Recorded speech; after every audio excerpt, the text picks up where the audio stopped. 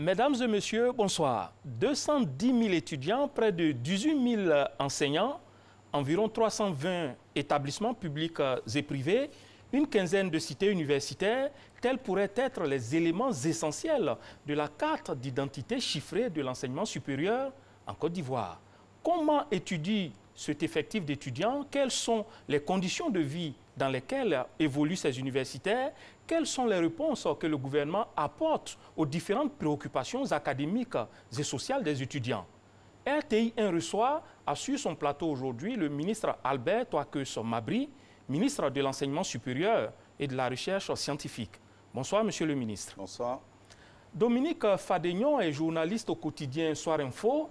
C'est en sa compagnie que nous allons échanger avec le ministre de l'Enseignement supérieur et de la Recherche scientifique. Bonsoir, Dominique. Bonsoir, Connie. Chers téléspectateurs, vous participez à cette émission en soumettant vos questions à Régis Kofi, qui se trouve au 22 40 12 58. Monsieur le ministre, question d'actualité, quel est l'état de santé de l'enseignement supérieur en Côte d'Ivoire ce mardi 26 mars? Non, je voudrais d'abord remercier la RTI, son directeur général et le ministre de la Communication pour l'invitation que vous nous faites d'échanger sur ce sujet important. Je voudrais indiquer que vous avez fait plus ou moins l'état des lieux chiffrés, mais c'est un peu plus de 240 000 étudiants que nous avons aujourd'hui, tant dans le secteur public que dans le secteur privé. C'est une école qui fonctionne, les cours ont lieu. Nous avons connu quelques moments de perturbation, les choses sont rentrées dans l'ordre. Plusieurs universités ont fini, donc l'année scolaire précédente est en train de commencer les cours pour la nouvelle année. Donc c'est un enseignement supérieur et un système de recherche qui se porte plutôt mieux. Il faut le dire, monsieur le ministre, vous venez d'hériter du dossier de la crise de l'école ivoirienne. D'ailleurs, vous avez présidé la première réunion interministérielle la semaine dernière. Le résultat, on le sait, l'école a repris totalement ce lundi 25 mars. Est-ce que vous avez une recette particulière? Recette particulière? Non, je voudrais remercier le Premier ministre pour la confiance et ensemble avec les autres collègues, l'Éducation nationale et les ministères qui étaient à nos côtés, nous avons essayé de regarder la question donc de l'enseignement secondaire qui connaissait encore partiellement une interruption de cours. Vous savez, c'est le dialogue qui est l'arme privilégiée en pareille circonstance et il faut avoir l'écoute attentive, il faut donc donner de l'espoir. Je crois que les enseignants nous ont compris, ont suivi le gouvernement. D'ailleurs, le gouvernement a réagi. Quelques premières réponses ont été apportées et cette semaine, certainement, un cadre permanent de dialogue sera mis en place par le Premier ministre pour nous permettre de continuer d'échanger avec les enseignants et dans la compréhension mutuelle, nous trouverons des solutions. Est-ce qu'on peut dire que l'école ivoirienne ne rencontrera plus de panneaux stop sur sa route pour une année totale? Je n'irai pas jusqu'à dire ça, mais j'ai grand espoir que les uns et les autres respecteront leurs engagements. L'État continuera de faire les efforts dans la mesure de ses capacités, mais l'école, ce n'est pas l'affaire que de l'État, c'est les enseignants, c'est les parents, c'est les élèves et les étudiants, c'est tous ensemble, chacun dans le sacrifice consenti que nous parviendrons à obtenir des résultats qui renforcent l'État, parce que l'école, c'est important pour l'État. Dominique a une question sur le sujet. sujet. J'ai une question. Le ministre a parlé tout à l'heure de perturbation, mais je crois que l'oreille n'a pas été très vite attentive, parce qu'il a fallu attendre, n'est-ce pas, près de 2 mois avant que 6 ministres, n'est-ce pas, ne se rencontrent pour trouver des solutions, sinon apporter quelques solutions aux problèmes, n'est-ce pas, des enseignants. Alors, et puis, en Côte d'Ivoire, on est quand même habitué, maintenant, on commence à être habitué à un certain schéma. C'est-à-dire qu'il y a la grève, après la grève, on arrête, après la prison, et ceux qui sont arrêtés, ils ressortent, et puis on revient à la case départ. Mais pourquoi ne pas anticiper? 2 mois, c'était long, monsieur le ministre. 2 mois, c'était long. 2 mois, c'était long et nous le déplorons. Je pense qu'au niveau du ministère de l'Éducation nationale, il y a eu des rencontres. Nous avons suivi quand même des reportages à la télé. Nous avons étaient présents lorsque Madame le ministre rendait compte de ce qu'elle faisait. S'ils ne se sont pas compris que quelques semaines plus tard, avec un cercle un peu plus élargi, notamment en présence d'autres ministres, budget, économie et finances, fonction publique, nous parvenons donc à trouver une solution. Je dis c'est tant mieux. Dans tous les cas, nous sommes tous membres du gouvernement et nous devons la solidarité mutuelle. D'accord. Est-ce que le calendrier des examens ne sera pas affecté après 2 mois de perturbation? Je pense que l'Éducation nationale est en train de regarder cette question. C'est vrai que presque 2 mois et demi d'interruption de cours, ça a un impact. Et il y aura certainement des sacrifices à faire. Il y aura un réaménagement probablement du calendrier. Mais il serait prudent de me prononcer là-dessus parce que ce n'est pas le département que j'ai en charge. Dominique? Oui, Monsieur le ministre, est-ce que vous ne craignez pas que les universités ou bien les écoles secondaires forment des enseignants et puis des élèves rebelles? Parce que quand l'élève va en prison, quand il ressort, et puis il y a la dernière crise, on a vu des élèves, n'est-ce pas, qui lapidaient quand même les forces de l'ordre. Cela est à déplorer. Vous savez que notre école aussi a connu la crise que nous avons connue, la longue crise. Cette école-là a été suffisamment perturbée. Quand on parle de l'Ivoirien nouveau, le programme du président de la République, eh bien l'école doit y contribuer. Et évidemment, lorsque la réponse à un certain nombre d'attitudes qu'on n'apprécie pas, c'est de casser, c'est de lapider. Lorsque cela se passe au niveau des élèves ou des étudiants ou même des enseignants, il faut craindre pour l'avenir. Mais le rôle de l'État aussi, c'est de dire on arrête et puis on met tout le monde au pas et on avance. Mais vous savez, ce ne sera pas avec la chicotte, ce n'est pas le dialogue, c'est avec le verbe, c'est avec la sensibilisation et c'est avec la communication continue que nous allons parvenir certainement à sortir de ce cercle vicieux. Merci, ce petit tour fait. Première partie de cette émission, les conditions d'études et de travail des étudiants et des enseignants. Pour en faire le point, nous nous sommes intéressés à un programme qui consiste à désengorger Abidjan par la construction d'infrastructures universitaires à l'intérieur du pays. Le programme de décentralisation des universités PDU, la ville de Mans en fait partie. Son université a ouvert ses portes en février 2017 avec aujourd'hui 1300 apprenants. 1300 apprenants. Quelles sont les filières enseignées? Comment les étudiants sont-ils encadrés? Quelles sont leurs difficultés? Assou Touré est allé à leur rencontre. Le programme de décentralisation des universités est en pleine marche. À l'université de Mans, la première phase des travaux est achevée. 2 amphithéâtres sont sortis de terre, 2 grands bâtiments de travaux pratiques, 2 autres de travaux dirigés, tous équipés, un restaurant et une infirmerie. Pour le moment, ce que vous voyez, c'est la première phase du projet.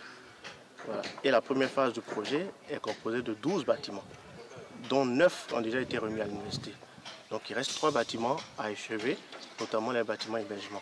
Dans ce temple du savoir et de la recherche, les enseignements ont pour assise les potentialités de la région et l'une des particularités de cette université est l'implantation de 3 grandes écoles en son sein. L'université de Mans est une université à vocation polytechnique au sein de laquelle cohabitent 2 systèmes de formation, notamment le système de formation universitaire classique, licence, master, doctorat, à côté duquel on a un système école partant d'une école préparatoire jusqu'à 3 écoles d'ingénieurs. Les genres de formation de l'université de Mans ont été créés sur la base des potentialités naturelles locales. C'est pour ça que l'épine dorsale de la formation de l'université de Mans tourne autour des sciences géologiques et minières. L'université a accueilli ses premiers étudiants en février 2017 avec 500 inscrits. En 2 ans, ce chiffre est passé à 1300. Dans cette salle de travaux pratiques, une 50aine d'étudiants en 3e année sont en cours de géologie. J'ai toujours voulu travailler dans le secteur minier. J'ai eu à rencontrer certaines devancières qui m'ont encouragé à venir ici. Pour ces étudiants, la grande difficulté reste le logement et l'accès aux bourses. Un de l'ingénieur doit quand même être en cité afin vraiment de bien travailler en équipe. Et nous manquons vraiment des cités et aussi la restauration. Les difficultés que nous rencontrons ici, c'est que les évaluations sont continues. on n'arrive pas à beaucoup se reposer parce qu'on travaille durement. Nous ne sommes pas vraiment dit logés sur le site de l'université, donc ça fait que nous ne travaillons pas comme il se doit, parce que quand ici on va rentrer à la maison, cuisiner pour revenir, tout ça, là, ça nous fatigue un peu. Le président s'est rapproché de certaines bonnes volontés donc, dans la ville de Mans, et l'évêque de Mans a eu l'aimabilité de nous offrir un centre qui est appelé le centre diocésain de Zélé, qui nous a permis de loger une centaine d'étudiants. Le président de l'université est entré en négociation avec la direction de bourse, une négociation supervisée par notre tutelle, par le ministre des tutelles, et j'ai bon espoir que ce dossier va avoir un aboutissement heureux dans un meilleur délai. Mis en place en 2014, le programme de décentralisation des universités PDU vise à amplifier le mouvement de réalisation des infrastructures et faire face au flux d'étudiants. Les universités de Bondoukou et de San Pedro sont programmées pour la rentrée 2020-2021. Monsieur le ministre, nous l'avons vu, 9 bâtiments livrés sur 12 pour la première phase de l'université de Mans. À quand la fin des travaux? La fin des travaux de la première phase, c'est donc au courant 2019 jusqu'à 2020. Et nous nous préparons à lancer la deuxième phase qui va permettre d'avoir une université complète. Ce sera un investissement complémentaire de plus de 60 milliards que l'État va consentir. L'université de Mans a ouvert ses portes en février 2017, l'élément l'a dit. Question périphérique. Monsieur le ministre, quand commence l'année universitaire en Côte d'Ivoire? Nous sommes en mars 2019. C'est maintenant qu'en sciences économiques ou en droit, on termine l'année 2017-2018. La faculté de sociologie qui a terminé depuis août 2018 reprend depuis le 18 mars. On a du mal à savoir quel est l'encadrement au niveau de l'année universitaire. Vous m'entendiez tout à l'heure parler de la crise que nous avons traversée au niveau des universités et grandes écoles publiques. Et justement, c'est l'une des conséquences, c'est que nous avons aujourd'hui des universités qui qui ont des rentrées non harmonisées avec chacune sa date. Donc ça varie. Je vous indiquais tout à l'heure que lorsque les sciences de la santé ont commencé en octobre, lorsque Mans a commencé à la même période, lorsque l'INP aussi a démarré, nous avons d'autres qui viennent de finir les examens et qui vont commencer la nouvelle année bientôt. Mais nous avons rencontré l'ensemble des présidents des universités, grandes écoles publiques, pour voir dans quelle mesure nous pouvons harmoniser donc le calendrier académique, et j'ai bon espoir que nous y parviendrons. Ça va exiger de l'État des investissements en matière d'infrastructures et de ressources humaines. Nous évaluons ce coût-là, nous allons présenter le projet à l'État et avec eux, nous nous sommes entendus qu'on pourrait parvenir à l'harmonisation de l'année académique dans un délai de 2 ans. Dans un délai de 2 ans, mais le problème est que ça dure depuis des années. Est-ce que cela ne porte pas préjudice aux étudiants qui voudraient bien continuer leurs études ailleurs ou qui voudraient passer des concours? Absolument, aux étudiants, mais aussi aux parents et à l'État. Parce que vous voyez que nous sommes obligés de faire beaucoup de gymnastique. Évidemment, par rapport à ceux qui doivent poursuivre les études à l'étranger, il y a une incidence, puisque à l'étranger, déjà en avril ou mai, il faut obtenir l'inscription pour pouvoir aller démarrer les cours en septembre.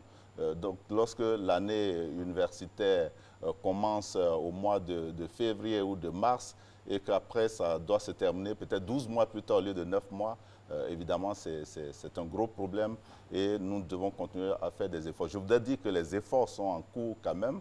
Il y a plusieurs UFR à l'intérieur des universités qui ont commencé à faire en sorte que la rentrée se déroule au mois de novembre, décembre au plus tard. Nous avons bon espoir qu'avec le programme que nous allons lancer, d'ici 2020, nous pourrons dire, ça y est, maintenant nous rentrons tous au mois d'octobre. Dominique? Oui. Moi, ma question a trait, n'est-ce pas, aux ressources humaines. Parce que nous savons que le problème d'enseignants se pose dans nos universités. Et à Mans et Daloa, ça se pose encore avec beaucoup plus d'acuité. Pour preuve, un parent d'élève, n'est-ce pas, m'a appelé pour dire que sa fille qui venait d'être, n'est-ce pas, affectée à l'université de Mans, a voulu décrocher parce que quand l'enseignant arrive, il fait en 1 semaine les cours de 3 semaines. 3 semaines, 3 mois, et puis le reste, c'est les fascicules. Alors, elle ne sait pas ce que faire, et donc elle veut raccrocher. Alors, monsieur le ministre, est-ce qu'il y a des dispositions qui sont en train, n'est-ce pas, d'être prises pour que des enseignants soient là-bas pour enseigner non, les étudiants? je comprends bien votre question, vous avez totalement raison. Lorsque je parlais tout à l'heure d'harmonisation du calendrier académique, Mans, par exemple, n'est pas concerné par les efforts à faire. Mais au niveau de Mans, tout comme à Daloa et même à Korogo, il y a des efforts à faire en termes d'effectifs d'enseignants permanents. Et donc, j'ai eu une réunion de cabinet, puisque nous allons pour cette année relancer une deuxième session de recrutement. Nous allons faire en sorte que le maximum d'enseignants recrutés soit orienté vers les universités de l'intérieur. Évidemment, nous sommes dans un système LMD qui a l'avantage de garantir, lorsque nous aurons mis totalement le dispositif en place, de garantir la mobilité des enseignants et même des étudiants. Mais ceci dit, nous avons besoin que des universités qui sont établies dans les régions, puisque la philosophie, c'est de rapprocher donc l'enseignement supérieur des ménages et faire en sorte que les enfants restent auprès de leurs parents. Nous ferons en sorte que ces universités-là aient progressivement les effectifs d'enseignants qui correspondent à leurs besoins réels. Quel est le déficit d'enseignants dans le supérieur? Ça, je vous le dirai difficilement parce que chaque année, il y a des besoins qui sont exprimés. Le dernier recrutement, c'était des besoins qui avaient été exprimés. Nous avons recruté à peu près 510. Nous avons encore la possibilité d'augmenter ce nombre et avec la direction des ressources humaines, nous nous préparons. Mais je voudrais dire que nous avons des ratios enseignants-étudiants qui varient. C'est une moyenne nationale d'à peu près 22 étudiants pour un enseignant, mais cette moyenne cache beaucoup d'autres réalités. D'abord, entre les établissements, vous avez l'université virtuelle, certainement que vous en parlerez. Bien sûr, ça fait partie qui a le ratio le plus élevé, à peu près 125 étudiants pour un enseignant, mais à raison du fait du système d'enseignement qui est mis en place. Et puis bon, vous avez l'INP, vous avez Mans, malgré son déficit, qui a un ratio assez faible, quand j'ai vu 0,67 pour Mans. Et puis maintenant, à l'intérieur des universités, vous avez des UFR qui ont des besoins énormes. Et puis vous en avez d'autres qui sont à des niveaux bien acceptables. L'offre d'enseignement supérieur est fortement dominée par le privé, à près de 75%. Il se trouve que le privé, c'est beaucoup plus cher. Est-ce que le programme de décentralisation des universités va permettre de corriger de sorte que les étudiants s'adressent davantage aux structures publiques? C'est ça l'objectif, mais en même temps, nous avons une démographie qui nous présente des réalités qu'il faut prendre en compte parce que depuis maintenant 2-3 ans, c'est plus de 100 000 bacheliers qui sont donc mis à la disposition de l'enseignement supérieur et pour lesquels il faut trouver une solution. C'est à peu près 80-85 000 qui demandent donc à l'État de leur trouver une possibilité de se former dans les universités publiques, dans les grandes écoles publiques, mais aussi dans les universités et grandes écoles privées. Et c'est beaucoup d'argent que l'État met dans les frais d'écolage.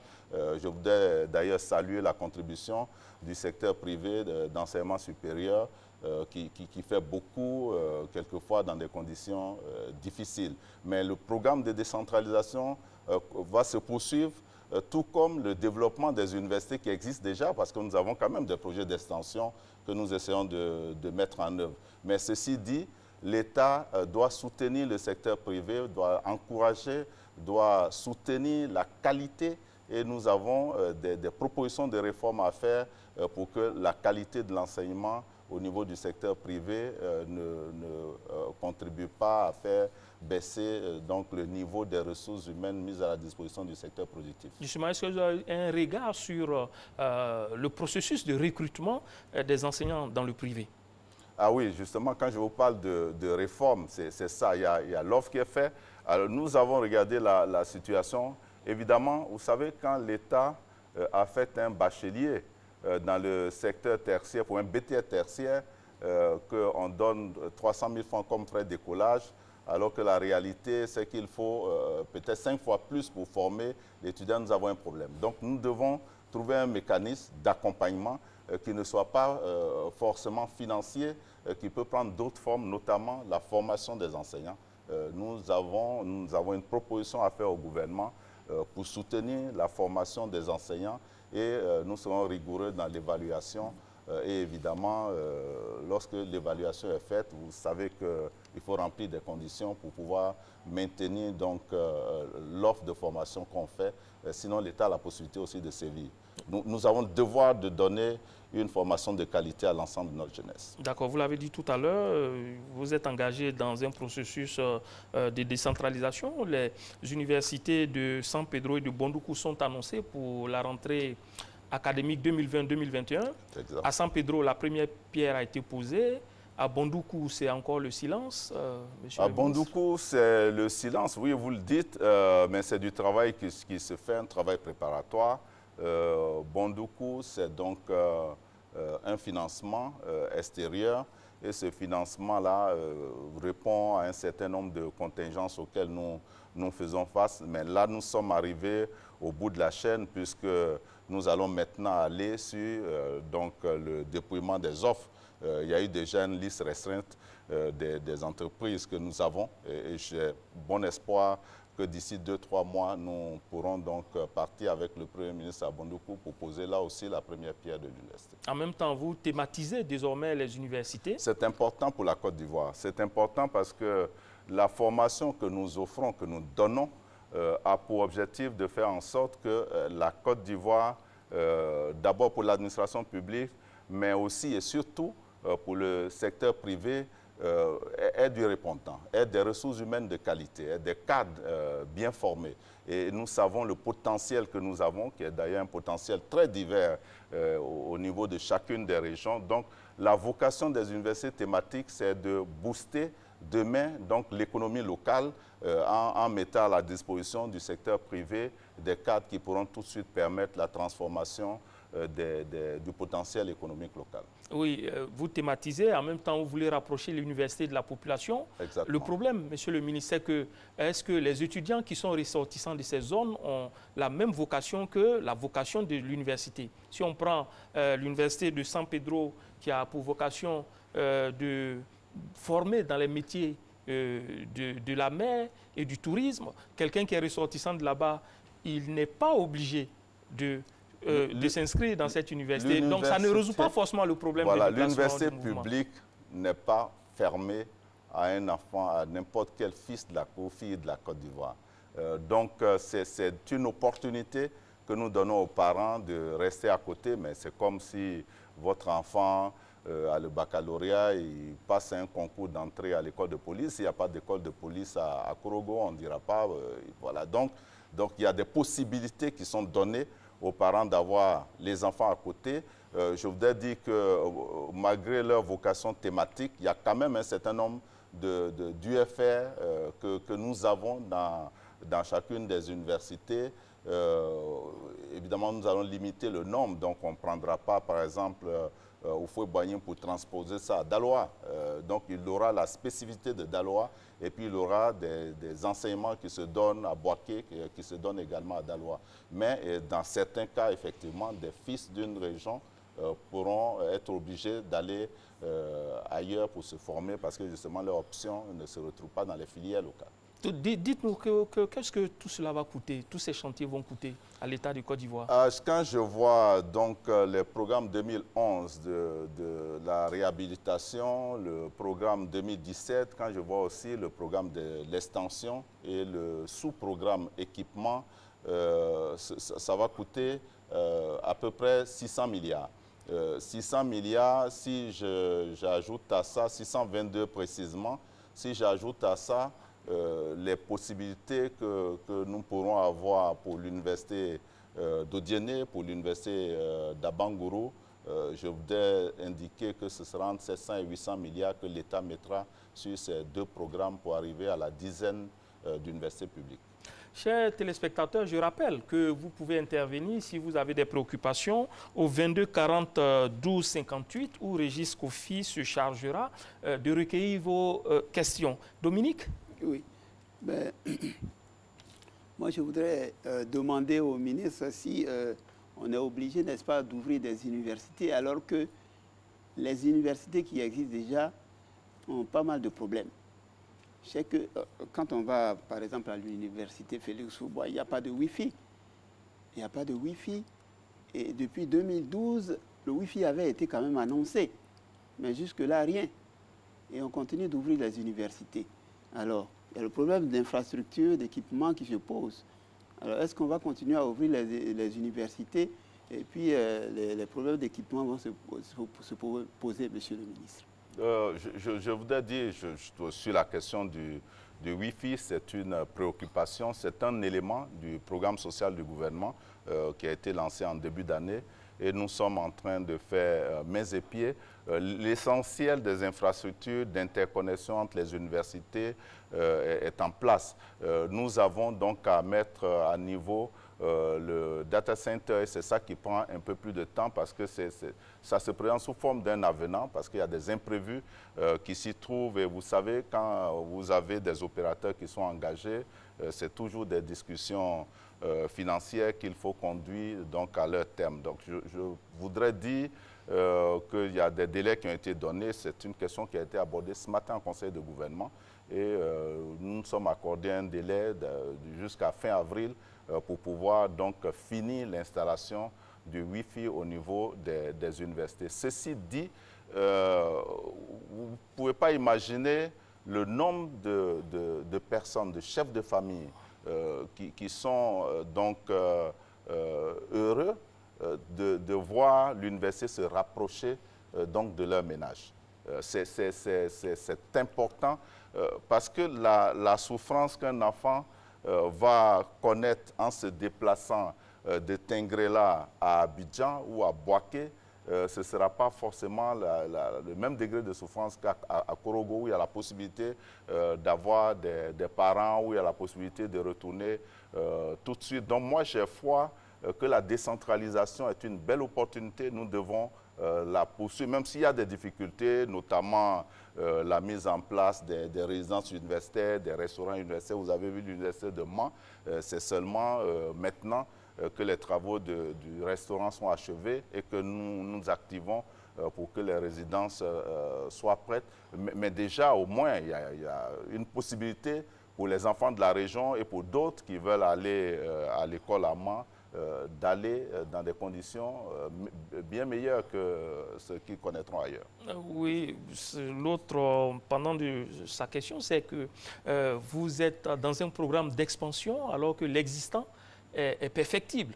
Et pourquoi ne pas boucler totalement les performances de l'existant plutôt que de s'étendre dans une course du nombre? Ce que j'expliquais, c'est qu'il est nécessaire que l'université se rapproche donc des régions et des ménages. C'est important. Deuxièmement, vous n'allez pas avoir une université. Vous savez, aujourd'hui, au Fouet-Boigny, c'est 40-50 000 étudiants. C'est je ne sais pas combien de fois le nombre qui était prévu initialement. Et puis, où est-ce que nous allons trouver du terrain à Cocody pour faire l'extension de Fouet-Boigny si on n'avait pas créé depuis les années 90 Nangué, Abrogoa et Boaké et puis ensuite passer aux autres phases? Nous serons dans une situation difficile. La Côte d'Ivoire ne peut pas s'abstenir de faire donc la décentralisation des universités. L'objectif, c'est de faire en sorte qu'après les 10 premières universités, que chacune des grandes régions puisse accueillir une université. Ceci dit, nous continuons parce que je vous ai dit qu'il y a les programmes d'extension des universités existantes. Il y a donc un volet dans le programme 2017 et nous allons continuer d'investir pour améliorer l'existant. Vous avez parlé tout à l'heure de l'installation totale du Wi-Fi alors qu'on est engagé dans un système LMD où l'Internet est un instrument fondamental. Et en dehors de cela, il y a des problèmes de salle, il y a des problèmes même de ratio, parce qu'on demande que désormais l'enseignant dispense le tiers du cours et que les 2 tiers reviennent au travail personnel de l'étudiant. Est-ce qu'on ne s'est pas trop vite lancé dans le LMD? Non, c'est pour ça que tout à l'heure, je vous disais que quand on aura mis tous les dispositifs du LMD en place, ce sera beaucoup d'opportunités que ça va offrir. Nous avons maintenant pratiquement terminé le travail sur les maquettes. Bientôt, il va y avoir, je crois au mois d'octobre, une étude sur le bilan du LMD. Les améliorations vont être apportées, le dispositif d'accompagnement va être mis en place. Il s'agit d'un projet que nous mettons en place. Évidemment, tout ne peut pas se réaliser à l'instant T, mais nous avons la volonté de faire en sorte que ce système qui s'impose aujourd'hui à la Côte d'Ivoire, parce que d'abord, c'est une recommandation communautaire, ensuite parce que nous y croyons. Lorsque l'étudiant qui part d'Abidjan va s'inscrire dans une université à l'étranger, quelquefois il a des simples problèmes. On lui demande, il y en a qui sont ramenés à des classes qu'ils sont censés avoir déjà fait parce que justement, ils ne peuvent pas donner la preuve qu'ils ont eu dans des conditions convenables, des crédits qui leur permettent de s'inscrire par exemple en master ou d'aller en doctorat. Dominique Fadegnon? Oui, bon, j'ai évoqué la question du Wi-Fi, mais il y a également, comme tu l'as dit, question des salles. Parce que pour faire les TD aujourd'hui, au lieu de 35 étudiants par groupe, les enseignants sont obligés, n'est-ce pas, de prendre des groupes de 100 étudiants. Alors on se pose la question de la qualité, n'est-ce pas, de la formation qui est donnée aux étudiants. Parce que les enseignants ne peuvent pas encadrer quand même 100 étudiants. Il n'y a souvent pas de chaises. Et en sociologie, ils ont été obligés l'année dernière de dispenser des cours à l'IPNET. C'est exact. Je ne voudrais pas... C'est une réalité de nos universités. Mais ce que je veux que vous notez, c'est la volonté de l'État de trouver des solutions. Vous avez aujourd'hui à faire face à la demande de formation de 250 000 jeunes de Côte d'Ivoire au niveau de l'enseignement supérieur. Nous, au niveau des universités publiques, c'est à peu près 40% que nous encadrons. Ces 40%, si nous voulons vraiment les mettre tous dans des conditions convenables, nous serons obligés de ramener tous les autres vers le secteur privé qui n'a pas toujours les capacités, qui n'a pas toujours les ressources humaines pour bien les former. Donc c'est une équation difficile, mais ce qu'il faut faire, c'est d'avoir la volonté de trouver des solutions. Et trouver des solutions, c'est investir massivement dans l'enseignement supérieur, ce que l'État est en train de faire depuis 2011. Il faut investir aussi certainement pour les enseignants qui manquent de bureaux. On a des enseignants qui ont été recrutés en 2012, qui professent depuis 2012, mais qui n'ont pas de bureau. Oui, oui, vous savez, si nous avons des problèmes de salles de TD, d'amphithéâtre, il est évident que nous devons avoir aussi des problèmes de bureaux. Mais je voudrais vous rassurer, nous sommes conscients de cela. Un programme est en cours et nous ferons en sorte que progressivement, des solutions soient trouvées. Monsieur le ministre, la fonction sociale de l'université, c'est enseigner et faire la recherche. Quel est le segment qui marche mieux?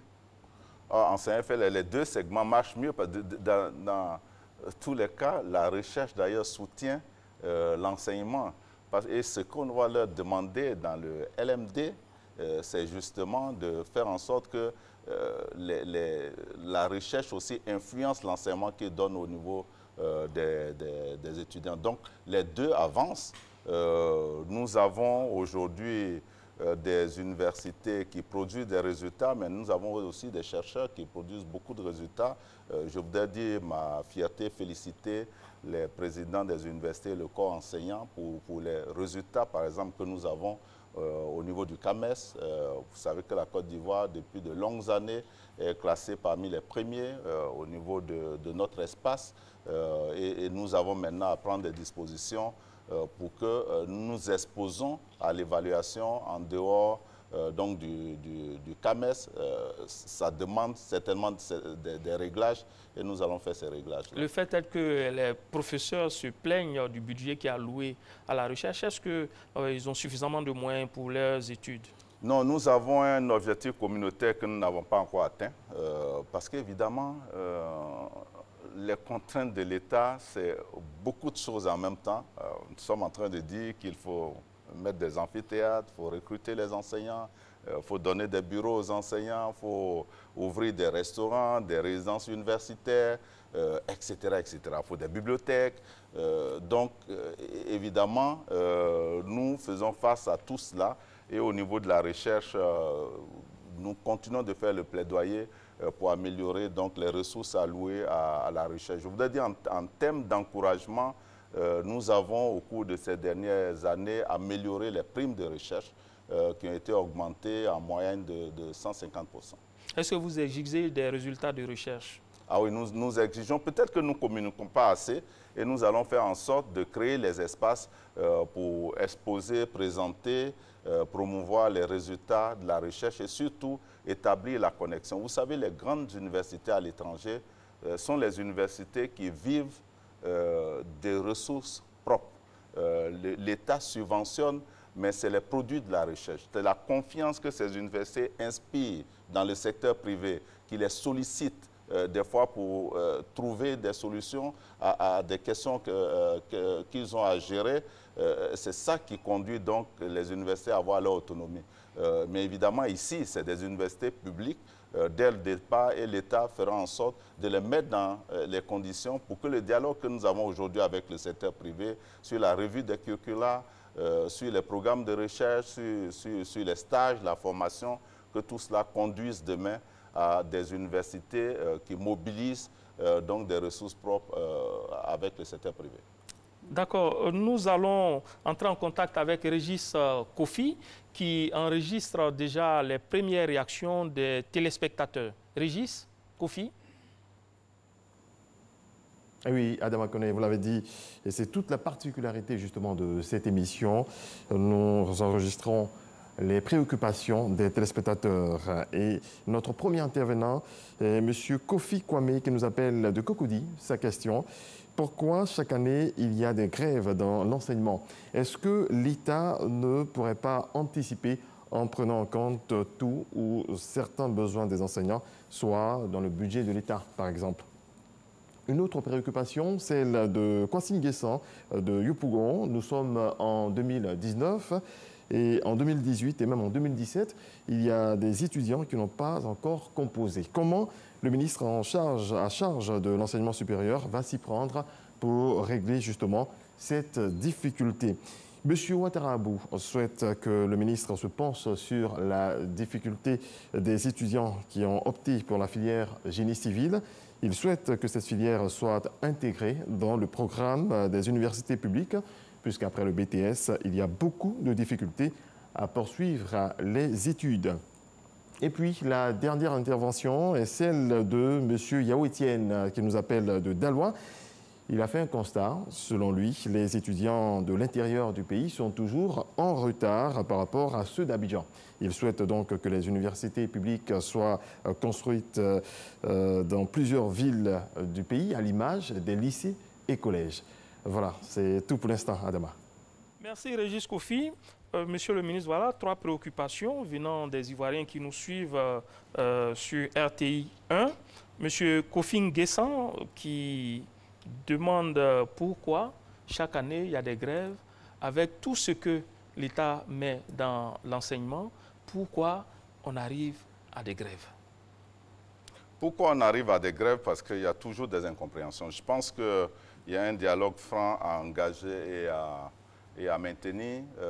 Je ne dis pas que c'est la recette miracle, mais je pense que les échanges permanents permettront de faire bouger les choses. Je voudrais dire qu'en ce qui me concerne, en ma qualité de ministre de l'enseignement supérieur, je ne cacherai pas les difficultés de l'État aux enseignants et je ne m'abstiendrai pas non plus de défendre les préoccupations de l'enseignement supérieur devant le gouvernement. Donc, nous devons trouver des solutions dans le dialogue et toujours faire le retour et aux gestionnaires des universités, aux enseignants et aux étudiants des efforts que l'État fait et des limites de l'État. Et dans la compréhension mutuelle, je pense que nous pourrons avancer. Il y a eu d'autres préoccupations. Oui, la préoccupation de M. Kwasi qui a déjà été prise en compte, les étudiants qui n'ont pas encore composé. M. Abou Ouattara qui dit quel est l'avenir des étudiants après le BTS en filière génie civil. Oui, vous savez, bon, c'est l'incidente question du LMD. Pour le moment, nous travaillons beaucoup plus sur les universités publiques. Mais lorsque nous aurons fini de mettre le dispositif LMD totalement en place au niveau des universités publiques, il faudra travailler avec les universités privées et avec les grandes écoles privées, de sorte que la direction de l'enseignement supérieur ne soit pas sollicitée à longueur de journée pour établir des équivalences ou des homologations. Lorsqu'il y a un concours, c'est un harcèlement permanent parce que justement, nous n'avons pas la preuve forcément que ce qui est fait correspond justement à des diplômes que la fonction publique exige pour les concours. Donc nous le ferons et en le faisant pour ceux qui sont dans les filières BTS, on pourra exactement savoir celui qui a fait un BTS en génie civil, à quoi ça correspond, combien de crédits ça lui donne, dans quelle matière, pour qu'il ait la possibilité d'aller faire une licence professionnelle ou de faire un peu plus tard un master. Il y a la dernière question qui parlait du retard Yao, qui est à Daloa. Voilà, des retards des le sentiment que les étudiants de l'intérieur sont en retard. Alors, c'est ce que je disais tout à l'heure à notre ami. J'ai dit il faut construire effectivement les universités à l'intérieur. La décentralisation doit se poursuivre, mais ce n'est pas exact que les étudiants de l'intérieur sont en retard. Il y a des problèmes à Daloa. Qui est l'université la plus en retard par rapport aux autres sur la question donc, de l'année académique. Dans ma rencontre avec les présidents des universités, Daloa nous a dit les efforts que nous devons faire pour pouvoir rattraper donc, ce retard et nous allons essayer de défendre donc, ce projet d'harmonisation des années académiques devant le gouvernement. Mais moi n'est pas en retard. Moi est parmi les premiers à ouvrir. Boaké et Korogo à un degré moins. Donc, on ne peut pas généraliser en disant que les étudiants de l'intérieur du pays sont en retard sur Abidjan. Pour terminer avec ce chapitre, Monsieur le ministre, quelles sont les performances de l'université en termes de taux de réussite et de résultats de recherche? Ah, ça, c'est une colle. Je voudrais dire que nous avons des résultats de recherche qui existent. Je vous ai dit tout à l'heure qu'il est bon que nous créons le cadre pour présenter les résultats de ces recherches. Quelques activités sont organisées chaque année, mais elles ne sont pas suffisantes. Nous allons en faire davantage et surtout, il faut mettre un dispositif en place pour accompagner ceux qui, dans le cadre de leurs activités de recherche, ont trouvé des choses qui peuvent accompagner notre développement ou qui peuvent être mises à la disposition du secteur privé. Et taux de réussite des étudiants? Vous avez parlé de la recherche, le taux de réussite des étudiants? Taux de réussite des étudiants, vous savez, nous avons aujourd'hui une difficulté. Tout ce que je vous indiquais ici sont de l'estimation. De l'estimation. Si vous demandez au président de Foué-Boigny, il vous dira, parce que depuis de longues années, les inscriptions ne se font pas de manière régulière. Mais le taux de réussite varie selon donc les départements. Il y a des départements qui ont des... Si je prends l'exemple de l'Université de Mans, les écoles, je pense que le président m'a indiqué qu'il y a eu 1 ou 2 échecs après les années prépa et ceux qui sont passés. Mais il y a d'autres facultés ou UFR que vous rencontrerez qui seront à des taux de réussite moyens de 40-50%. Donc, ça varie en fonction des départements et puis aussi en fonction de la situation que nous vivons. On va boucler totalement avec si tu permets, je voudrais rebondir, n'est-ce pas, sur la question de la grève soulevée par l'un des intervenants tout à l'heure. Je voudrais demander au ministre si le cadre de discussion qui a été, n'est-ce pas, promis aux syndicalistes, il y a jour pour jour, une semaine a été mise sur place parce qu'ils ont donné 1 mois seulement au gouvernement. Et puis même au ministère de l'Enseignement supérieur, il y a une grève qui est prévue dans 2 semaines. Ah bon, alors, vous m'informez là. Pourtant, le dossier est sur votre bureau depuis septembre. Grève de quel syndicat, de quelle université? Bon. Non, informez-moi totalement. Bon, je sais qu'il y a une grève qui est en préparation à la mi-avril pour le problème de logement et le dossier est sur votre table depuis septembre.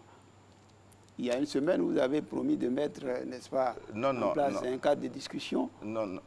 Je voudrais savoir attendez, vous parlez de l'éducation nationale ou de l'enseignement supérieur, pour que je comprenne. Non, je parle des deux, parce que... Vous parlez des deux. Voilà.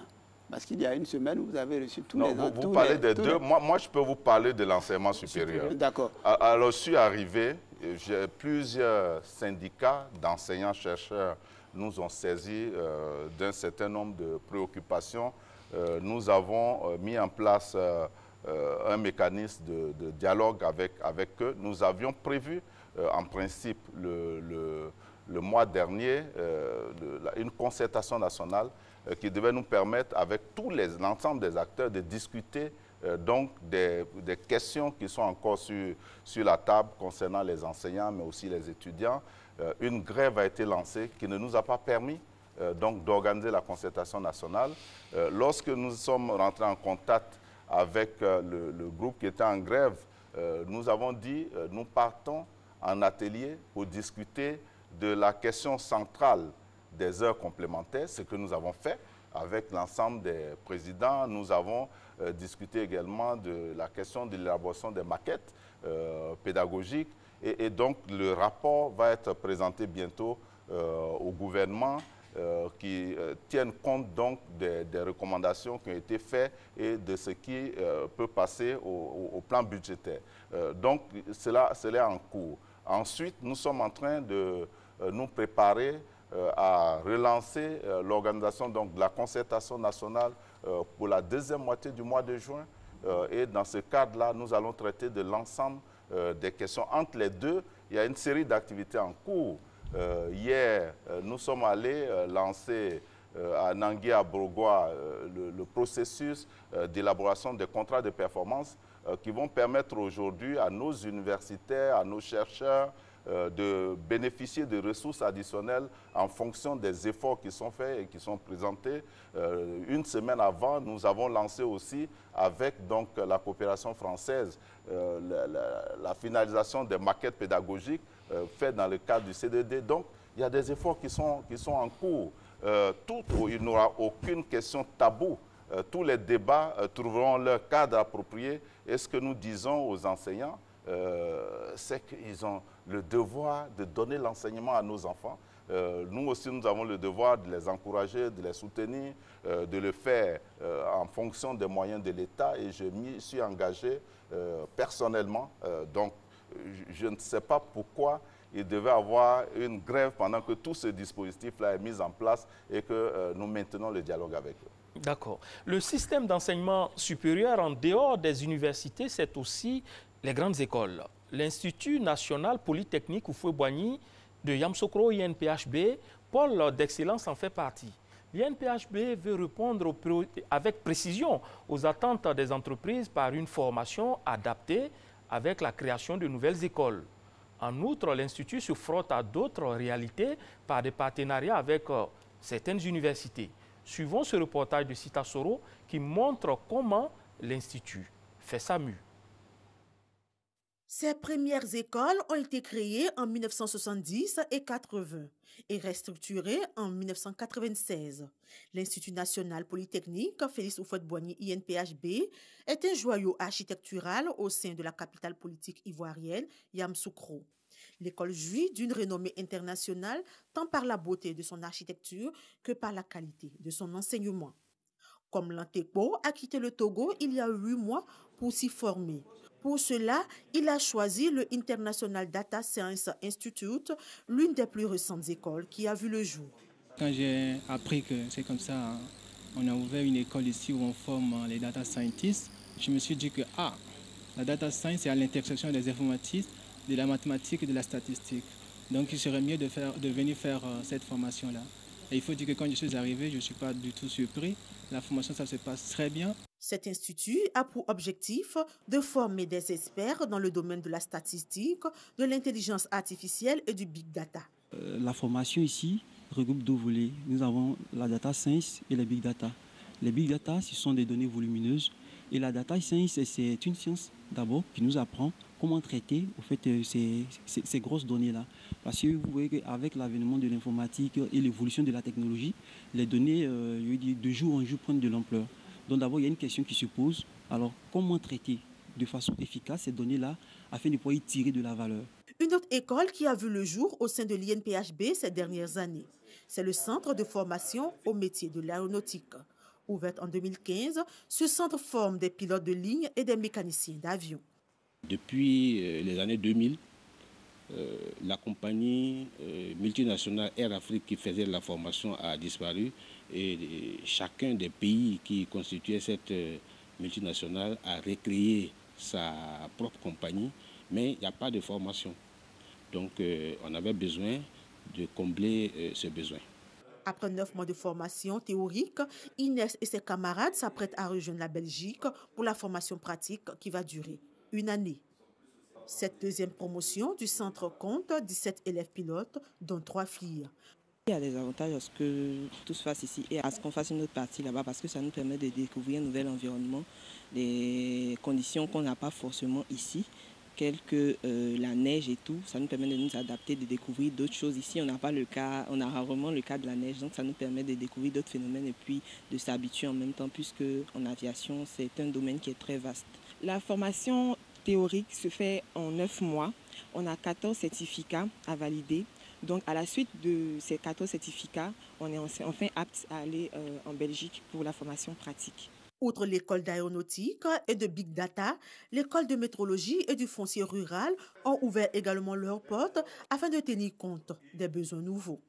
Les classes préparatoires aux grandes écoles font partie intégrante de l'Institut. Là, une classe spéciale, celle de l'entrée à Polytechnique Paris. Au nombre de 5, les étudiants admissibles à cette école sont les meilleurs des meilleurs. Ils suivent une formation accélérée afin de préparer la seconde étape du concours, que sont les oraux. On a l'entretien, comme je viens de parler, on a les épreuves d'ADS, une colle de physique et une colle de mathématiques. Bon, les colles, c'est comme des interrogations orales. Tu prends un tableau, tu expliques peut-être des exercices ou... Voilà, c'est comme une communication entre vous et le superviseur. L'INPHB accueille des ressortissants internationaux. Ainsi, l'Institut regroupe 15 nationalités différentes et compte ne pas s'arrêter en si bon chemin. Une rencontre a été initiée avec la secrétaire générale de l'Union du fleuve Mano, dans le but d'établir un partenariat entre l'INPHB et des pays tels que le Libéria et la Sierra Leone. Côte d'Ivoire's Institute is functioning as a center of excellence. J'étais impressionné par le site vraiment de cet établissement qui mérite d'être centre d'excellence, l'Union du fleuve Mano. Je repartirai d'ici, je me ferai l'avocate de ce centre auprès des autres pays membres. Vous savez que nous avons la Guinée, le Libéria et la Sierra Leone. Et je pense que j'ai les arguments pour les convaincre du bien fondé de ce projet que nous avons en commun. Un élément aussi que je retiens, c'est le fait que ce centre est effectivement opérationnel. Voilà, il a toutes les communautés qu'il faut pour être un centre d'excellence. Deuxième élément, je pense que ça va contribuer aussi à faire baisser la barrière linguistique entre les pays francophones et anglophones. L'enseignement, quant à lui, se fait conformément aux normes du système LMD. L'étudiant lui-même au cœur de la formation. Les étudiants ont déjà le support, les solutions à trouver sont déjà là. Mais pour passer d'une ligne à l'autre, souvent on n'écrit pas tout. Donc l'étudiant va faire montre de connaissances en s'appuyant sur les outils, les prérequis. Et puis en fonction de ça, on part d'une hypothèse et on arrive à un résultat qu'on encadre. Donc ils comprennent bien le cheminement qui est là. Dans le cadre du contrat de désendettement et de développement C2D, l'école a bénéficié d'un financement dans le but de faire peau neuve. Salle de classe, administration, équipement, façade, tous ont été revus. Les 3008 chambres reparties sur 2 sites ont également été rénovées, en plus du réfectoire où 2000 à 3000 plats sont servis par service. Les années antérieures, c'était vraiment le souci de toilettes. C'était par rapport aux toilettes, souvent parce que les toilettes sont à l'extérieur des chambres, donc c'est un peu compliqué. Il y avait l'hygiène et tout. Et souvent, quelques rares fois, on arrivait à voir qu'il y avait certains bâtiments qui étaient mixtes. Et le problème, c'est que les garçons, les filles, vraiment, tout était un peu mélangé. C'était vraiment ça. Il y avait le problème de toilettes et puis le problème de la nourriture, de l'hygiène de la nourriture. C'était vraiment les deux soucis. Il y a eu une réhabilitation, c'est-à-dire ce bâtiment même entièrement a été réhabilité. Il y a des réhabilitations qui se font, puis au niveau de la nourriture, bon, les structures se changent et au fur et à mesure, ça s'améliore. L'Institut national polytechnique Félix Houphouët-Boigny est construit sur une superficie de 1000 hectares repartis sur 3 sites, l'INPHB Nord, Sud et Centre. Il compte 12 écoles et centres avec 3248 élèves en formation initiale. La réhabilitation de l'Institut a coûté plus de 20 milliards de francs CFA. Des travaux effectués avec l'appui de l'État de Côte d'Ivoire. Voilà un élément de 6 minutes 54 secondes. Monsieur le ministre, l'INPHB est un groupe d'écoles de référence. On assiste à un déploiement des universités publiques à travers le PDU. Est-ce qu'un tel schéma de déploiement est envisageable ou est prévu au niveau des grandes écoles? Non, il faut d'abord que nous essayons de mettre à niveau les capacités de l'INPHB. Nous avons le foncier de cette école à sécuriser. Vous savez que le président Houphouët-Boigny, dans ses ambitions pour cette école, avait prévu plusieurs centaines d'hectares et aujourd'hui c'est un souci. Une fois que cette question sera réglée, c'est un institut qui a la capacité d'accueillir beaucoup plus qu'il n'accueille actuellement. Mais comme c'est un principe de grande école, et dans ce principe, nous devons faire en sorte que tout ce que nous envoyons à l'INPHB soit logé. Donc nous avons des résidences à construire. Aujourd'hui, il y a des possibilités avec la coopération française et la Banque mondiale. Nous devons mobiliser d'autres ressources pour pouvoir construire. Je pense que si nous le faisons, nous allons peut-être doubler, même tripler les capacités de l'INPHB. Une fois que nous aurons fait ça, nous verrons dans quelle mesure, demain peut-être d'autres villes peuvent accueillir une grande école, mais déjà vous avez des spécificités. On a aujourd'hui des universités thématiques et dans les universités thématiques, il y en a qui ont des grandes écoles. Donc ces grandes écoles, il faut les développer simplement et ce ne sera pas forcément sur le modèle de l'INPHB. Et comment amener les grandes écoles privées à se hisser au niveau de qualité de l'INPHB, qui est quand même une école d'excellence? D'abord par leur volonté, ensuite par leur capacité d'investissement, et puis ensuite par le dispositif d'accompagnement que l'État doit mettre forcément en place, parce que nous avons le devoir de donner à l'ensemble des étudiants de notre pays des formations de qualité, qu'ils soient dans le secteur public ou dans le secteur privé. Donc, j'ai parlé tout à l'heure de la question du renforcement des capacités, notamment des enseignants qui sont dans ces grandes écoles, mais les fondateurs, les promoteurs, eux-mêmes doivent investir pour avoir les infrastructures et puis ensuite pour mettre tout ce qui permet, par exemple, de faire de la pratique. Moi, je ne peux pas comprendre, par exemple, qu'un étudiant fasse un BTS en mine sans jamais voir un laboratoire. Donc, il y a des choses qu'ils doivent faire et c'est sur ces questions-là que nous serons regardants et je pense que c'est un chantier que nous allons attaquer bientôt. Oui, Dominique? C'est au niveau du déploiement, n'est-ce pas, des universités. Bon, diriger, c'est prévoir. Mais chaque fois, on fait le constat, n'est-ce pas, que le problème de la purge des droits coutumiers se pose. Alors, mais pourquoi ça se pose chaque fois? Il y a eu le cas à Boaké, maintenant c'est à l'INPHB. Alors, bon, c'est vrai. Il y a eu Mans que nous venons de terminer, il y a Bondoukou, ça y est, il y a l'INPHB. Mais la situation de l'INPHB est particulière. Houphouët-Boigny, qui voulait une école d'excellence avec toutes les commodités, a donc affecté des terrains. Mais l'État n'a pas pris des dispositions pour que l'enseignement supérieur, l'INPHB, ait les titres fonciers.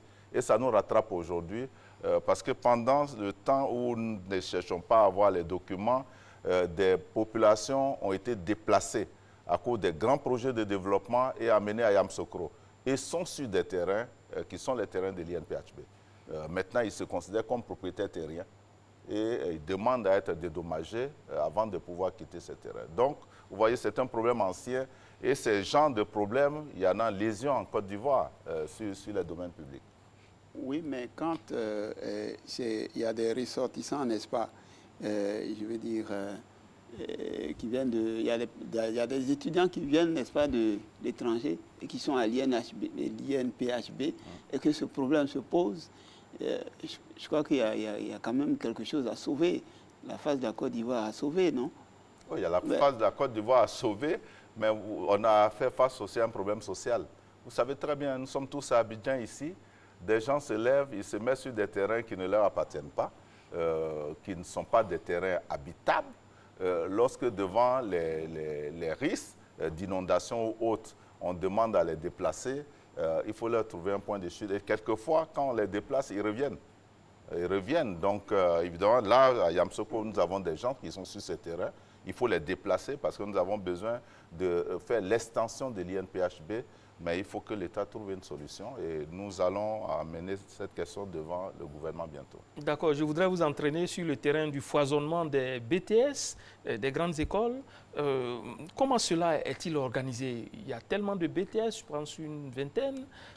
Il y a certainement quelque chose à faire. Il y a beaucoup de choses à faire. Je ne trouve pas normal que nous ayons plusieurs dizaines de BTS. Donc il y a eu une première réforme du BTS qui a permis de contenir la fraude, de crédibiliser le diplôme à un certain degré. Nous poursuivons ça avec l'introduction du numérique et autres, mais nous devons faire en sorte que le BTS soit utile à la société, au secteur productif, à l'État. Donc nous allons revisiter les filières et certainement nous serons amenés à fermer des filières et à encourager l'ouverture de filières qui sont aujourd'hui des filières qui peuvent conduire à l'emploi plus facilement parce que la vocation des BTS, c'est de mettre à la disposition de l'entreprise des gens opérationnels qui peuvent tout de suite se mettre au travail. D'accord. La Côte d'Ivoire vit une nouvelle expérience, l'université virtuelle. Créée par décret en 2015, c'est la dernière née des établissements supérieurs publics. En 2 années d'existence, l'université virtuelle se classe en 3e position en termes d'effectifs avec plus de 8000 étudiants. Assou Touré nous fait découvrir l'université virtuelle, cet autre temple du savoir. Souleymane Touré fait partie de la première promotion d'étudiants issus de l'université virtuelle de Côte d'Ivoire. Il a été orienté dans cette université qu'il découvrait. J'ai essayé de demander à des gens qu'est-ce que c'est que l'université virtuelle. Je me suis rendu compte que personne ne le savait. Au fil de mes recherches, j'ai pu constater que c'était en fait une université qui n'existait pas physiquement. Donc on restait à la maison pour prendre le cours. À présent, loin des préjugés, il se dit fier de ce qu'il a acquis au cours de ces 3 années. Aujourd'hui, je peux rassurer parce que je suis un étudiant, bien vrai qu'il fait le développement d'applications, mais j'ai ma main, que ce soit dans l'intelligence artificielle, que ce soit le développement mobile, en tout cas dans presque tous les secteurs de développement qui concernent le développement d'applications. L'Université virtuelle de Côte d'Ivoire a développé une plateforme pédagogique www.campus.uvci.edu.ci qui a pour base les outils et services numériques. L'accessibilité aux ressources pédagogiques est assurée par le réseau Internet et l'utilisation des terminaux tels que des ordinateurs, tablettes et smartphones. Je reçois les cours en ligne, en PDF, en plusieurs versions, en PDF, en SCORM. Je le télécharge par semaine, je le bosse et chaque samedi, nous avons des devoirs. Une évaluation continue des acquis est réalisée chaque semaine. Elle compte pour 40% aux examens de fin d'année. À la fin de la semaine, l'apprenant est amené à se connecter à nouveau. Selon le niveau de l'apprenant, s'il est en licence 1, en licence 2, en licence 3, il choisit la plateforme qui concerne son niveau et il constate qu'il y a toute une liste de devoirs qui apparaît, liste de devoirs qui concerne chaque leçon pour laquelle il a reçu un enseignement. Et il est évalué et le temps est chronométré. Il fait ses devoirs et il a samedi et dimanche. L'université offre aux étudiants 6 spécialités. Nous avons une spécialité dans le domaine des réseaux, la sécurité des réseaux, une spécialité dans le domaine des bases de données, une spécialité dans le domaine du multimédia et des arts numériques, et puis une spécialité également dans le développement d'applications et du e-service, une spécialité dans le domaine de la communication digitale et une 6e spécialité dans le domaine du e-commerce et du marketing digital. L'émergence de pratiques innovantes permet d'offrir des cours dont la qualité répond aux attentes des entreprises et un bassin d'emploi. L'idée, c'est de faire en sorte que les enseignements que nous donnons dans nos universités puissent aider nos étudiants à eux-mêmes être des créateurs d'entreprises. Donc la compétition au génie de l'éducation numérique ivoirienne est une compétition qui permet de recenser les meilleures idées de projets de nos étudiants et nous les mettons dans l'incubateur de l'université pour les accompagner jusqu'à ce qu'ils puissent créer des SARL. Ces étudiants sont issus du concours Les Génies de l'éducation numérique, organisé au sein même de l'université virtuelle.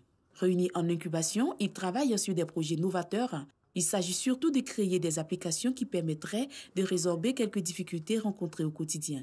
Il n'est pas rare de constater, chez nous à la maison ou au service, des problèmes liés à la plomberie, à la menuiserie, à l'électricité, à la maçonnerie et bien d'autres. Mais parfois, trouver des prestataires de services dans les plus brefs délais et avec une qualité de service demeure parfois difficile.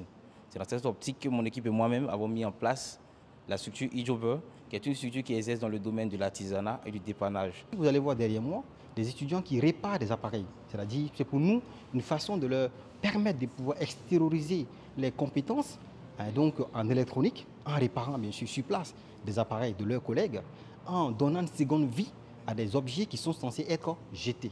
Et donc c'est pour nous donc un laboratoire, un centre d'innovation où chacun met en évidence bien sûr ses connaissances et ses capacités. Créée par décret en 2015, l'Université virtuelle du Côte d'Ivoire est la dernière née en seulement 2 années d'existence. Elle est la 3e université en termes d'effectifs, avec plus de 8000 étudiants inscrits. Alors, ces étudiants ont quel autre avantage en dehors d'éviter les bousculades en amphi et les contraintes de déplacement? Ben, ils ont l'avantage aujourd'hui, vous avez vu, ils ont parlé des startups qu'ils ont là-bas, les Fab Labs, des opportunités aujourd'hui.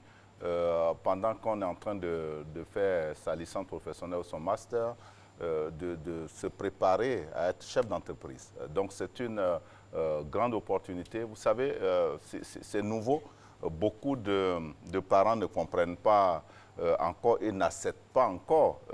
Je disais à un de mes amis il y a 2 jours que si on n'avait pas raté le virage pris par le président Houphouët-Boigny, peut-être qu'aujourd'hui on aurait mieux compris. Il avait envoyé l'enseignement télévisuel, ça a été décrié, mais Houphouët était en avance et il anticipait chaque fois. Et aujourd'hui, ce qui se passe, ce n'est pas seulement les filières qu'il a définies ici, il aura d'autres filières, mais aussi la méthode donc, numérique et l'appui de l'université virtuelle doit se faire à l'ensemble des universités publiques que nous avons et pourquoi pas au niveau des universités privées. C'est un gros avantage de faire des choses pratiques que d'ordinaire on ne fait pas. Vous prenez un cours de géologie, on peut vous présenter un granit sous plusieurs angles, vous montrer des choses à l'écran que vous ne ferez pas si vous êtes en train de faire un cours théorique au niveau de l'amphithéâtre. Donc c'est une opportunité pour la Côte d'Ivoire,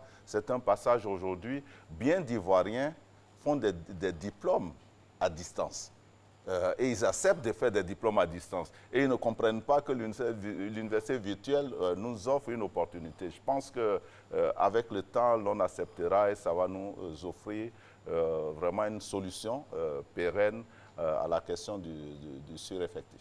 Dominique, une question sur l'université virtuelle. Oui, avec le temps, certainement que les parents et étudiants vont accepter, mais pour le moment, des étudiants disent, puis dont certains étudiants, ils disent qu'ils y sont non pas par conviction, mais par conformisme, pour échapper au BTS Baraté Soro, comme on le dit communément. Et comme ça, on dira, moi aussi, je suis à l'université. Ouais, non, pas moi aussi, je suis à l'université. Vous avez dit BTS Baraté Soro. Ça veut dire qu'ils disent qu'il y a des BTS qui ne conduisent pas à l'emploi. Oui, et donc, avec l'université virtuelle, ils ont la possibilité d'avoir de l'emploi ou même de s'auto-employer. Et ça, c'est important. Et c'est ce qu'il faut leur faire comprendre. et nous allons mettre en place un dispositif de communication pour que ce soit mieux compris. Ceci ne nous empêche pas de faire les efforts sur les filières de BTS parce que nous ne formons pas aussi des BTS pour qu'ils soient sur le carreau. Deuxième et dernière partie de ce rendez-vous, amélioration des conditions de vie des étudiants. Et sur la question figure en bonne place la réhabilitation des résidences universitaires. Si certaines cités sont déjà opérationnelles, d'autres attendent d'être livrées. Faisons le point avec Christ Diomandé et Flora Balogueï. Les cités universitaires, victimes collatérales de la période de crise post-électorale, se sont retrouvées dans un coma profond. Les cités de Port-Boué 1, 2, 3 et Vridi en sont des illustrations parfaites. Portes et fenêtres emportées, bâtiments qui cohabitent avec la broussaille. Bien évidemment, les sanitaires n'existent plus, laissant la place aux trous creusés pour leur installation initiale. Bref, le spectacle est désolant.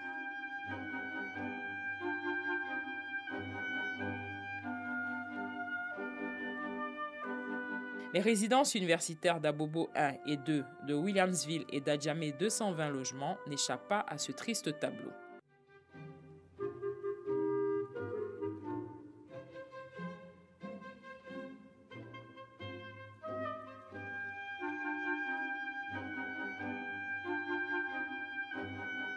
Le gouvernement, soucieux de rectifier le tir et d'offrir un meilleur cadre de vie et d'études aux étudiants de Côte d'Ivoire, a décidé de réhabiliter les cités universitaires. Les travaux sur ces chantiers connaissent des avancées satisfaisantes. La cité Mermoz, la cité Rouge, celle de la Riviera 2, du campus et de Saint-Jean sont entièrement réhabilitées et habitées depuis 2018 par les étudiants bénéficiaires. Par contre, les cités universitaires de Port-Boué 1, 2, 3 et de Vridi, qui sont sous la tutelle du Centre régional des œuvres universitaires Abidjan 1, CROU A1, sont en phase de finition. Tout est mis en œuvre pour donner un cadre de vie agréable aux étudiants. Bâtiments, sanitaires, fenêtres, carrelage, peinture, clôture, tout a été remis à neuf. Et le nombre de chambres a largement été revu à la hausse. Ainsi, sont disponibles 2698 chambres et 5763 lits. Dans les cités du CROU, Abidjan 1, l'espoir renaît. Un grand soulagement pour les étudiants des résidences universitaires d'Adjamé 220 logements, Williamsville et Abobo 1 et 2. Pour les cités du CROU A2, la capacité initiale d'accueil de 1359 chambres est passée à 3059 après cloisonnement pour 1700 lits. Les responsables des CROU Abidjan 1 et 2 font le point des travaux. Depuis juillet 2018, les travaux ont véritablement commencé sur les 4 cités. Il s'agit de la cité universitaire d'Abobo 1, la cité universitaire d'Abobo 2, la cité universitaire de Williamsville et celle des 220 logements. Et les travaux ont commencé. Pas au même moment. Ça a commencé d'abord par Abobo 1. Le taux de réalisation aujourd'hui est pratiquement à 55%. Au niveau d'Abobo 2, 15%. Au niveau de Williamsville, 40%. Et au niveau des 220 logements, nous sommes à 98%. Presque fini. D'un point de vue général, nous nous retrouvons à 52% de taux de réalisation. En ce qui nous concerne, nous avions, comme vous mettez la cité des mariés de Port-Boué, nous avions 15 cités universitaires. Mais à l'heure aujourd'hui, il n'y a que 10 qui sont fonctionnelles. Donc nous avons 5476 lits qui sont opérationnels actuellement. Il reste, quand vous ajoutez la cité des mariés de Port-Boué, il nous reste 5 cités qui doivent s'ouvrir. Chaque mercredi, nous avions, avec le BNED et l'opérateur, fait plusieurs visites de chantier. Et je voulais vraiment vous dire avec beaucoup de satisfaction que les choses avancent bien et que si le rythme est maintenu, nous pourrons vraiment avoir les premières cités à partir de juin 2019. Pour veiller au bon fonctionnement des travaux de réhabilitation, le ministre de l'Enseignement supérieur et de la Recherche scientifique a effectué une visite des chantiers. Le docteur Albert Mabouitouakeus a exhorté les entreprises en charge des travaux à respecter les délais d'exécution pour soulager les étudiants.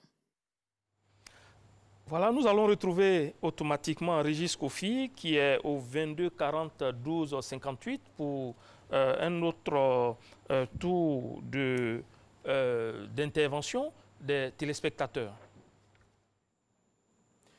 Démarrons avec cette intervention de M. Coulon Fabrice de Cocody. Pourquoi les enseignants ne sont pas recrutés sur la base d'un contrat de performance? Pour lui, cela pourrait être une solution aux nombreuses grèves des enseignants. Madame Namoudro demande à quoi sert le tronc commun en médecine s'il faut recaler la majorité des étudiants orientés dans cette filière. Elle nous fait également remarquer que la Côte d'Ivoire est le seul pays qui n'a pas d'école privée de médecine, une situation qu'elle a du mal à comprendre. Abdoul Ouattara nous apprend qu'en 2018, l'État n'a pas versé les bourses hors Côte d'Ivoire. Il souhaiterait savoir pourquoi. Même préoccupation pour M. Yapo Marc. Terminons avec la préoccupation de M. Pewende à Boaké. Il voudrait savoir quelle est la situation sécuritaire dans les universités de Côte d'Ivoire, puisque depuis un certain temps, des éléments de la police universitaire sont entrés en grève. Et quel est justement le sort de cette police? Monsieur le ministre, différentes préoccupations des téléspectateurs. Tronc commun en médecine, pourquoi pas d'école de médecine, pas de faculté privée en médecine? Pourquoi le tronc commun? Bon, c'est une réforme qui est arrivée à un moment donné parce que justement, on voulait faire l'économie à la faculté de médecine. Alors l'UFR aujourd'hui, de prendre en charge des gens qui ont été présélectionnés et qui sont aptes de sorte à améliorer les résultats au niveau de l'école de médecine. Vous savez, c'est une école que j'ai eu à faire et des fois, c'est une catastrophe familiale lorsque des gens sont renvoyés en 3e année, en 4e, en 5e, même en 7e année. C'est une catastrophe. Donc, j'ai soutenu le fait qu'on présélectionne pour s'assurer que quand ils y vont, presque tous pourront arriver au bout. Pourquoi il n'y a pas d'école privée? Jusque-là, l'État a décidé, ce n'est pas que pour les médecins, hein, mais aussi pour tout ce qui est fonctions auxiliaires, les infirmiers, les sages-femmes, tout cela n'est pas encore concédé au secteur privé parce que justement, il s'agit de travailler sur l'homme et on doit s'assurer que le privé qui s'y met a les moyens, certainement que ça arrivera un jour, mais pour le moment, l'État essaie de prendre en charge directement cette question. La question des bourses? La question des bourses, c'était quoi? Pourquoi on a diminué les bourses hors Côte d'Ivoire? Je n'ai pas bien compris la question. En 2018, il n'y a pas eu de bourse. Ah oui, non, on ne peut pas dire qu'il n'y a pas eu de bourse hors Côte d'Ivoire en 2018. Il y a eu bien des bourses hors Côte d'Ivoire en 2018 et je peux vous donner des statistiques. La situation sécuritaire dans les universités? Alors, il n'y a pas de problème particulier dans les universités, même si, à un moment donné, la mise en place de la police universitaire s'est justifiée. La police universitaire n'est pas gérée directement par le ministère ni par les présidents d'université. C'est une structure concessionnaire qui a la charge et nous proposons de faire le point avec cette structure. Mais il n'y a pas de problème de sécurité. Est-ce que les professeurs ont un contrat d'objectif? Je vous ai dit que le lundi, j'ai lancé à Nangué, à Brogoua, l'élaboration des contrats de performance. Ceci dit, il y a peut-être une petite confusion dans l'esprit de celui qui a posé la question. Je pense que sa question, c'est beaucoup plus pourquoi on ne recrute pas les enseignants sur contrat. C'est-à-dire, au lieu d'en faire des fonctionnaires, pourquoi ce n'est pas un contrat? Parce que le contrat de performance, c'est autre chose.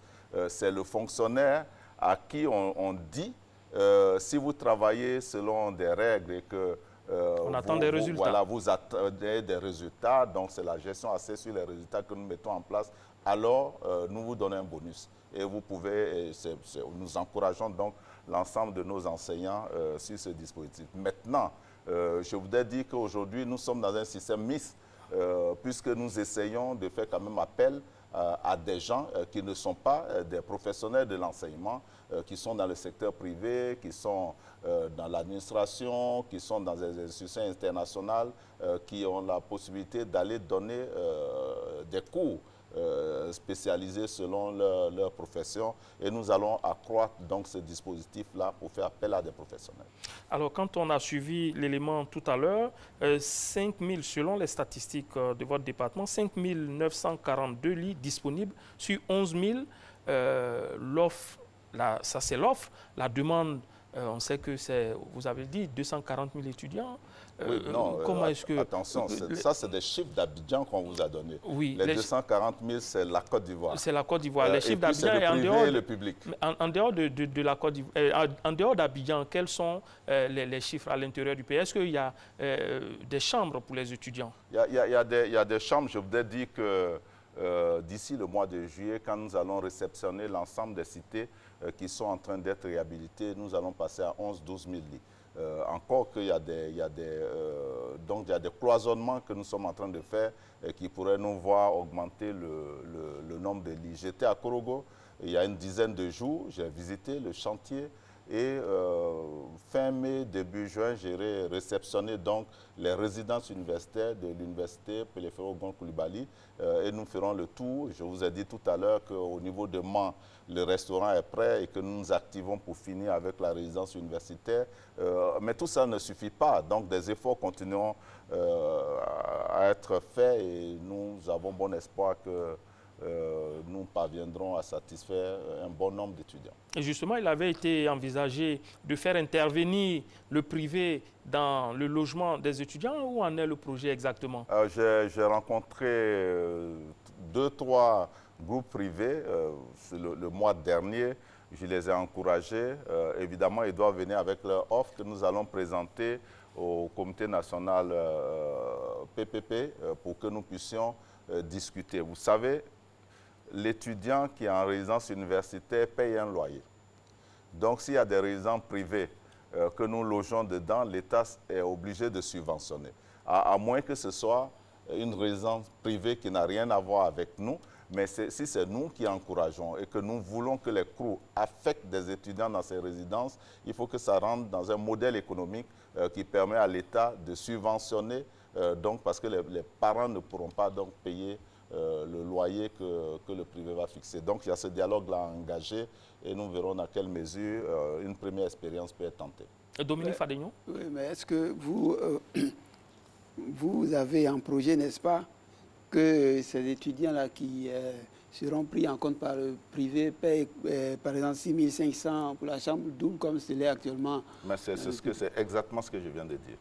Si voilà. Maintenant, ceci dit, nous encourageons des privés à faire des offres et à s'adresser directement aux parents ou aux étudiants. Ça se fait dans des villes comme Mans, ça se fait à l'intérieur où les gens vont, parce que nous n'aurons pas, je ne veux pas être démagogue en disant que nous parviendrons à loger tous les étudiants ivoiriens en cité universitaire. Monsieur le ministre, il y a seulement 18% des étudiants qui sont boursiers. Le taux est faible. Comment ces bourses sont-elles attribuées?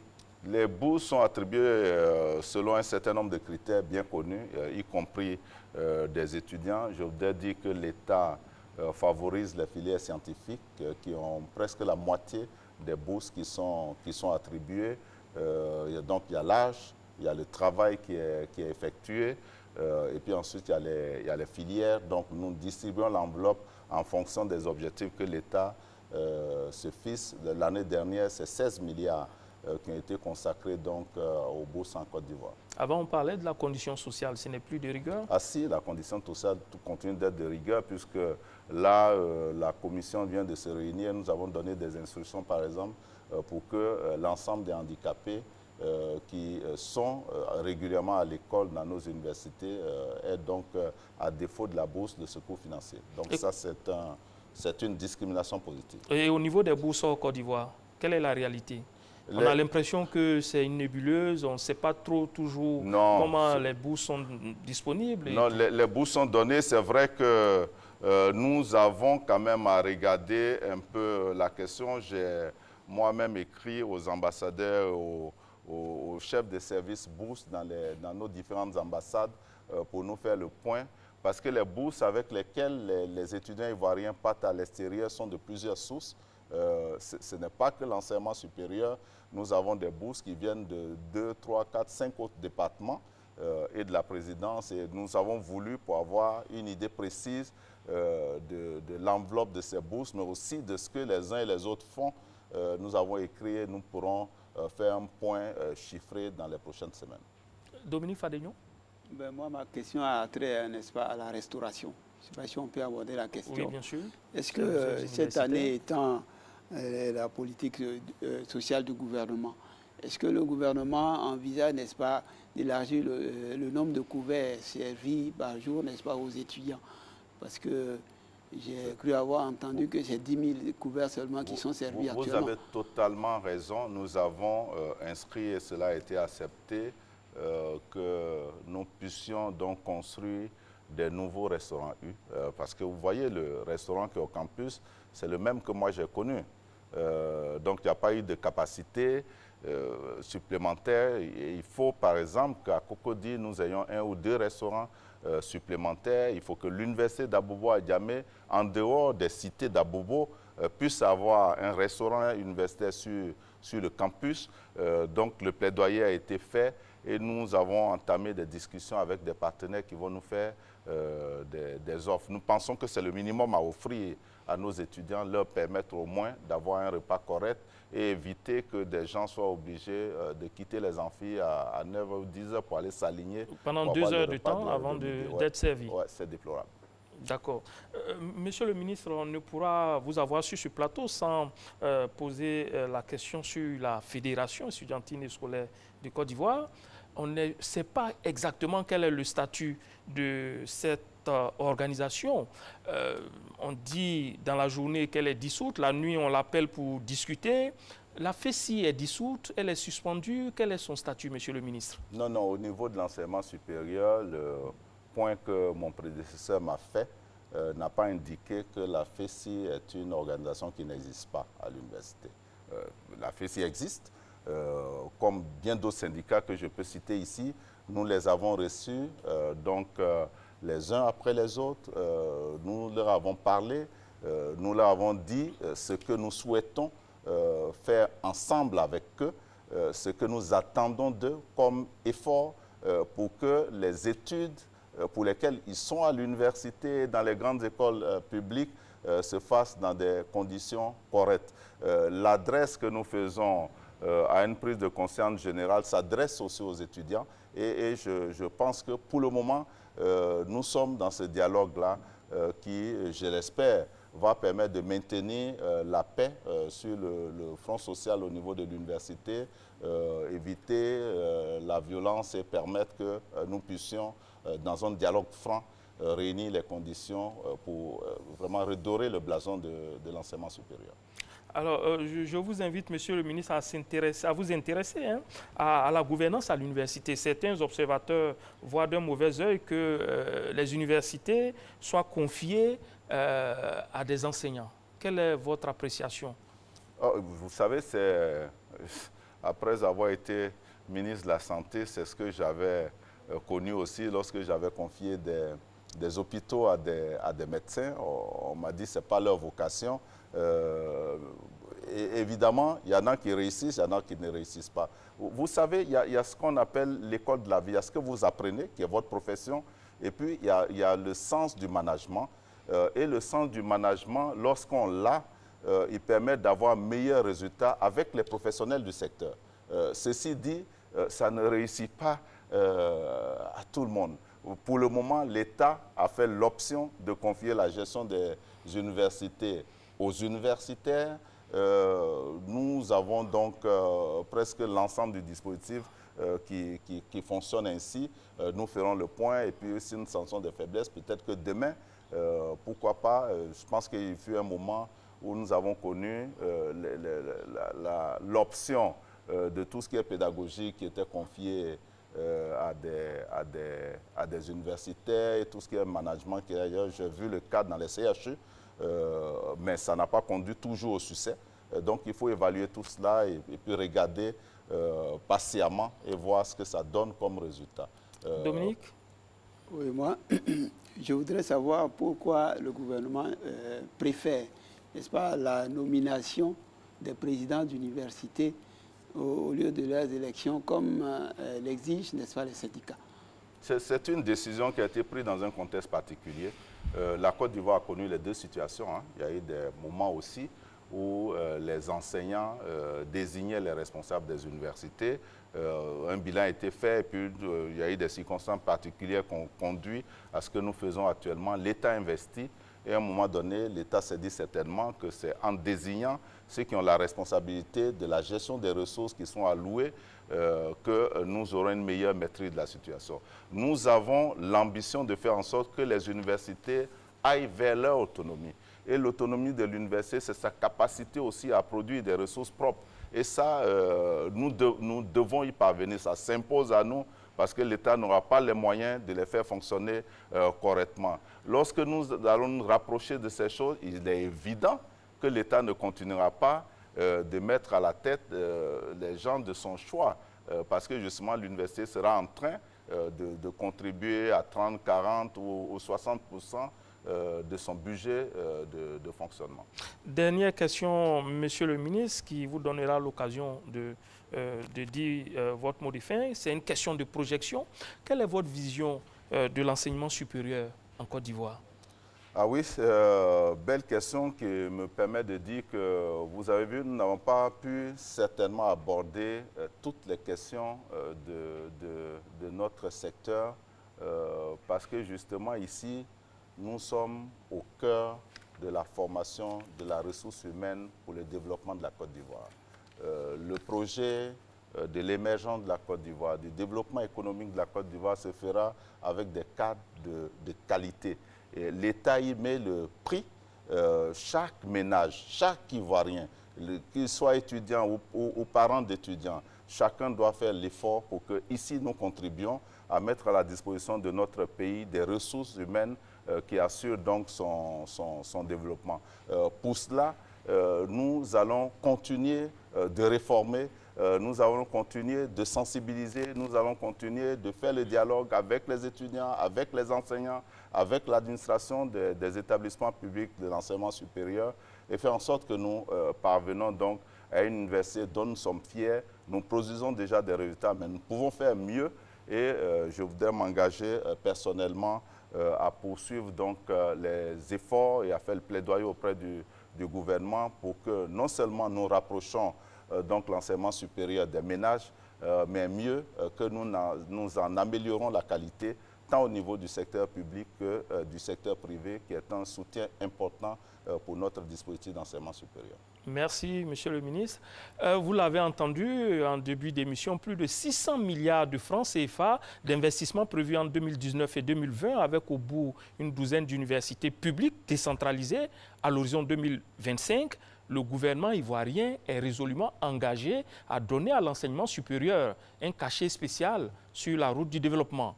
Les défis sont nombreux, ils sont liés à l'administration des ressources humaines, ils sont liés aussi aux moyens matériels.